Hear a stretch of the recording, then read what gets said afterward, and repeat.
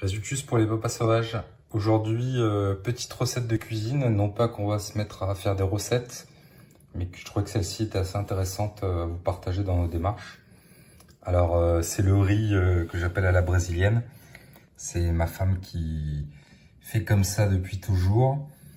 Donc, il va vous falloir de l'huile, de l'ail et du riz. Première étape, on met au fond de la casserole 3 cuillères à soupe d'huile. Alors ici, c'est de l'huile d'olive. Je pense que vous pouvez utiliser toutes les huiles végétales. Au Brésil, ils mettent de l'huile de soja, de l'huile de moteur, n'importe quoi. Graisse de porc aussi. Graisse de porc, voilà. Donc là, on vient de presser de l'ail manuellement.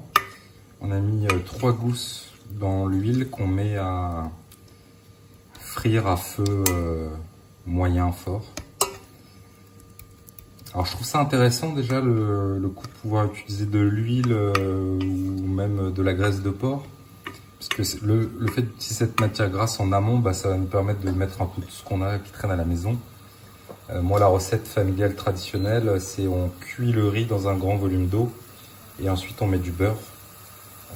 Donc là, il sera toujours plus facile d'avoir de l'huile à la maison que du beurre. Voilà. Donc je trouve ça intéressant pour l'utilisation des matières grasses. Je trouve ça aussi intéressant de pouvoir utiliser l'ail dans la cuisson. L'ail, il a quand même pas mal de propriétés. Et au-delà du parfum qu'il donne au riz, bah, je pense que on y tire quelques bénéfices. Bon, quelques dizaines de secondes plus tard, on a déjà l'ail qui commence à dorer, donc c'est bon, on va rajouter le riz.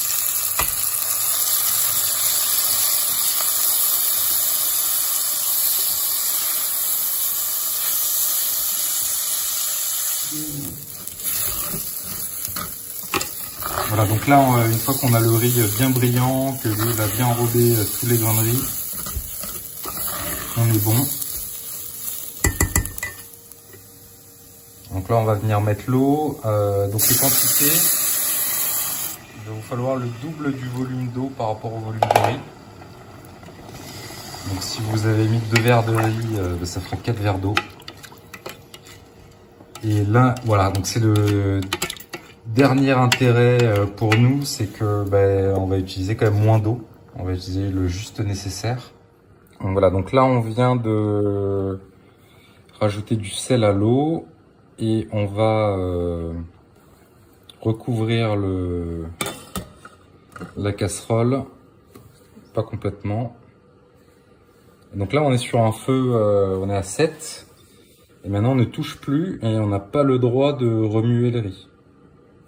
On a mis la quantité d'eau suffisante pour la cuisson et donc on va venir cuire ça jusqu'à ce que toute l'eau ait été absorbée par le riz. La recette traditionnelle, moi dans ma famille, on fait comme les pâtes et on jette plein d'eau à la fin de la cuisson. Donc là on est quand même, je trouve, sur une utilisation assez intéressante de l'eau. Donc à ce stade, normalement, on se demande si ça crame pas au fond et on a envie de venir remuer. Eh bien, il faut pas le faire. On attend.